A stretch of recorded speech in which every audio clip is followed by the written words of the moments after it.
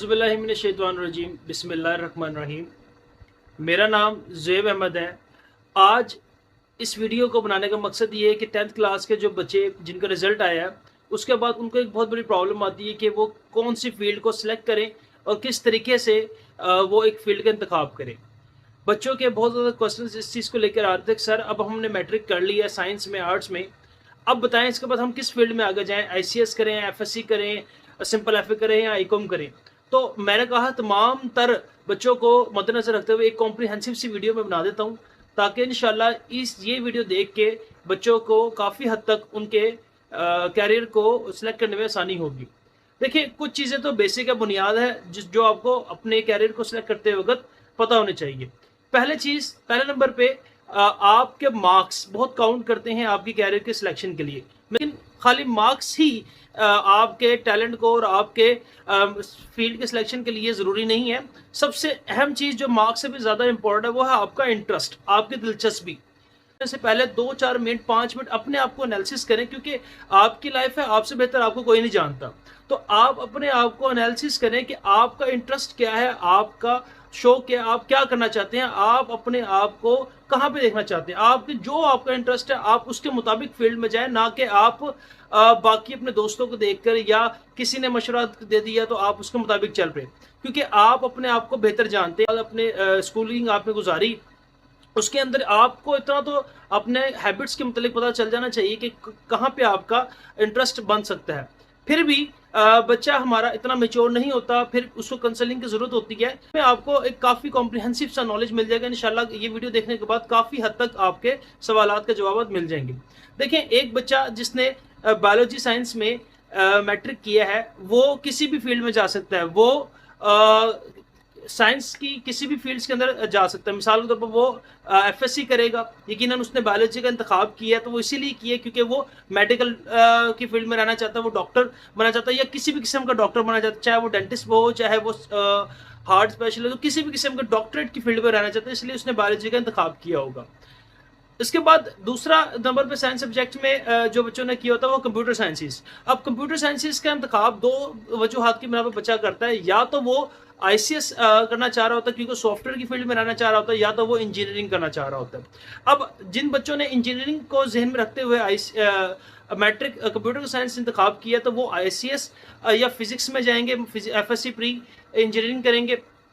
लेकिन जिन बच्चों ने कंप्यूटर की फील्ड में ही रहना है तो वो आईसीएस का इंतखाब करेंगे।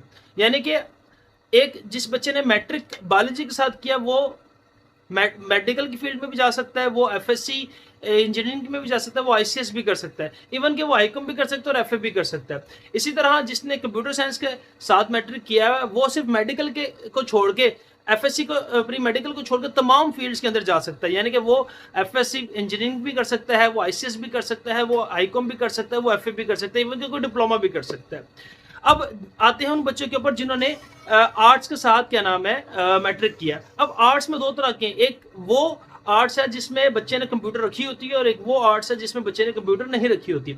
अच्छा, जिस आर्ट्स में बच्चों ने कंप्यूटर को पढ़ा होता है, कंप्यूटर के बारे में सीखा होता है और कंप्यूटर को अपना सब्जेक्ट बनाया होता है, तो वो आईसीएस कर सकता है। ठीक है, ये एक बड़ा मेन क्वेश्चन है, क्या आर्ट्स वाले आईसीएस कर सकते हैं? जी, कर सकते हैं। वो बच्चे जिन्होंने मैट्रिक के अंदर कंप्यूटर को पढ़ा है वो आईसीएस कर सकते हैं।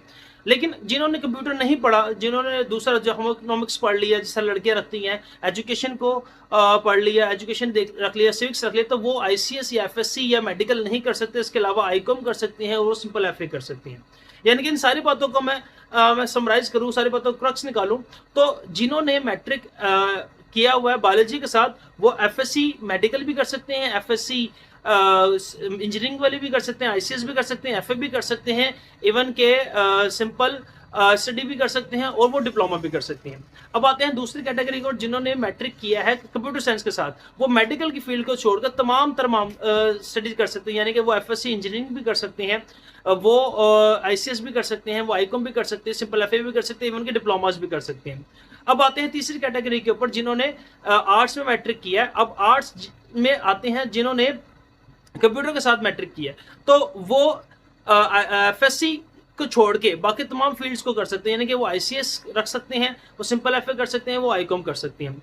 और आते हैं इसके बाद आखिरी चौथी कैटेगरी के अंदर, जिन्होंने सिंपल एफए की है, जिन्होंने सिंपल मैट्रिक की है आर्ट्स के साथ, यानी कि कंप्यूटर नहीं रखा, तो वो सिर्फ और सिर्फ सिंपल एफए या आईकॉम कर सकते हैं, या डिप्लोमा वगैरह कर सकते हैं। वो जिस तरह ग्राफिक डिजाइनिंग का डिप्लोमा हो गया, या और इस तरह के और जो भी इंटरेस्ट है उनके मुताबिक। तो ये तमाम तरह कॉम्प्रिहेंसिव सी मैंने फील्ड को सिलेक्शन के मतलब आपको बताया, लेकिन मैं फिर भी इसके मतलब कुछ और इन्फॉर्मेशन जो आपके साथ शेयर करना चाह रहा हूँ, वो ये है कि देखिए, मैंने आपको बताया कि आप कोई भी अगर फील्ड का इंतखाब करते हैं तो उसमें कुछ चीज़ें आपने जहन के अंदर रखनी है। कुछ चीज़ें उसमें से सबसे पहली चीज़ है कि आपने अपने इंटरेस्ट को मद्देनजर रखना है। आपने अब किसी दोस्त को नहीं देखना कि दोस्त किस फील्ड में जा रहा है, चलो मैं भी इस फील्ड में चला जाता हूँ, ऐसा नहीं करना।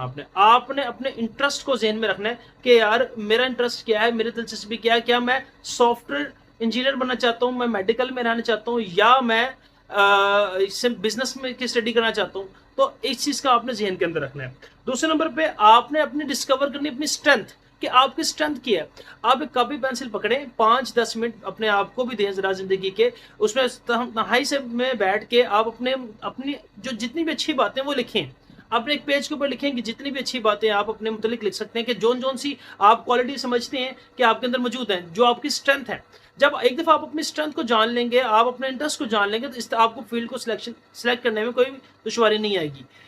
इसके बाद तीसरी चीज़ जो आपने किसी भी फील्ड का मुतालिक आपने ज़हन में रखना होता है, देखिए पाकिस्तान में चूंकि एक थर्ड वर्ल्ड कंट्री है और यहाँ पे हर चीज़ का एक फुकदान है, तो लिहाजा आपने उस फील्ड का इंतखाब करना जिसकी यहाँ पे डिमांड है। अब अमूमन इंजीनियरिंग के मुतालिक यही कहा जाता है कि यहाँ पे डिमांड नहीं है, तो क्योंकि इंडस्ट्रियलाइजेशन नहीं है, यहाँ पे इंडस्ट्री इतनी नहीं है, और बहुत सी सहूलियात जो होनी चाहिए वो मौजूद इतनी नहीं है। लेकिन फिर भी आपको पता है, एक यहाँ पे जो आईटी सेक्टर है, एक ग्रूमिंग सेक्टर है यहाँ पे पाकिस्तान में, तो ज़्यादातर बच्चे जो कंप्यूटर पढ़कर आए वो इसीलिए आए थे क्योंकि सॉफ्टवेयर इंजीनियरिंग वो करना चाहेंगे या वेब डेवलपमेंट करेंगे। तो अपनी स्ट्रेंथ को जानना है, आपने अपने इंटरेस्ट को जानना है, क्योंकि ये चीज़ आपको अपने मैट्रिक से ही आपने जहन में बिठा लेनी चाहिए कि आपने जो मैट्रिक में जिस फील्ड का इंतखाब करेंगे उस चीज़ को मद्देनजर रखते हुए आपने सेकंड ईयर में भी, फर्स्ट ईयर के अंदर भी और आगे यूनिवर्सिटी लेवल पे भी उसी फील्ड के अंदर रहना है। अब जो बच्चे सोच समझ के फील्ड का इंतखाब नहीं करते, वो मैट्रिक में पहले मेडिकल पढ़ लेते हैं, इंटर में आते हैं तो आईसीएस कर लेते हैं, आईसीएस में अच्छे नंबर नहीं आते, देन वो क्या करते हैं, आगे बिजनेस की स्टडी बीबीए एमबीए वगैरह में चले जाते हैं वो। तो ये एक अच्छा एक पाथ नहीं है, क्योंकि अगर आप अपनी फील्ड को संजीदगी से सोच के सिलेक्ट करेंगे तो आप उस एक स्ट्रेट पाथ के अंदर रहेंगे। इसके बाद तीसरी चीज़ मैंने आपको बताया कि आपके पास अपनी स्ट्रेंथ को डिस्कवर करना है आपने, और फ्यूचर पर्सपेक्टिव आपने लाजमी देखना कि ये जो फील्ड पे सिलेक्ट करना चाह रहा हूँ इसका मेरी कंट्री में रहते हुए क्या फ्यूचर है, क्या आया कि ये डिमांड में है कि नहीं फ्यूचर में। तो अब आपको पता है इन फ्यूचर जो दौर है, टेक्नोलॉजी का दौर है, आर्टिफिशियल इंटेलिजेंस का दौर चल रहा है, तो यकीनन जो सॉफ्टवेयर इंजीनियरिंग करेंगे, कंप्यूटर इंजीनियरिंग करेंगे, और जो वेब डेवलपमेंट करेंगे, एथिकल हैकिंग को सीखेंगे, और जो सॉफ्टवेयर से मतलब करेंगे, उनका बड़ा अच्छा फ्यूचर है। इसके अलावा डॉक्टरेट की आपको पता है कि डिमांड रहनी ही रहनी, डॉक्टर के बगैर तो गुजारा नहीं है किसी भी कंट्री का।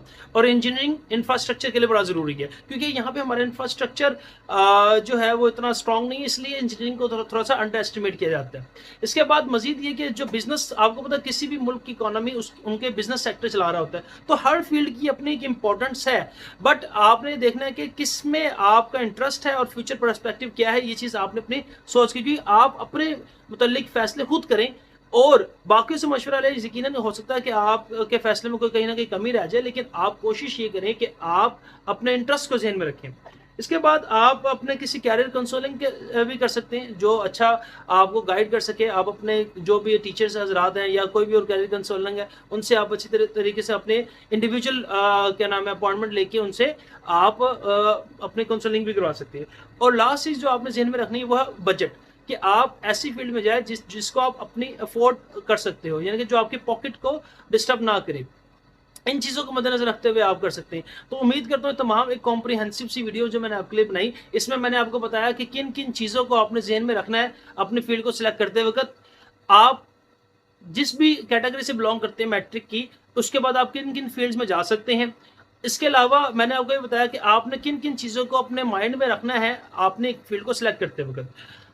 मज़ीद ये कि इंशाअल्लाह और अज़ीज़ मैं नेक्स्ट वीडियो आपके लिए बनाऊँगा, उसमें ये बताऊँगा कि मेडिकल के, इंजीनियरिंग के और बिज़नेस के या एफ़ए के जो बच्चे करना चाहते हैं, तो उनके अच्छे-अच्छे कॉलेजेस, नामवर कॉलेजेस और उनका मेरिट कितना होता है और बच्चे कहाँ-कहाँ अप्लाई करें जिनके 80% मार्क्स है, 90% मार्क्स है, 70% मार्क्स हैं, उनके मुतालिक इंशाअल्लाह एक तमाम डिटेल वीडियो बनाऊँगा। तो उम्मीद करता हूँ तमाम तर इन्फॉर्मेशन आपको पसंद आएगी। फिर भी कोई सवाल हो नीचे कमेंट सेक्शन में ज़रूर पूछिएगा। अपना बहुत ख़्याल रखिएगा, मिलते हैं नेक्स्ट वीडियो में। अल्लाह हाफ़िज़।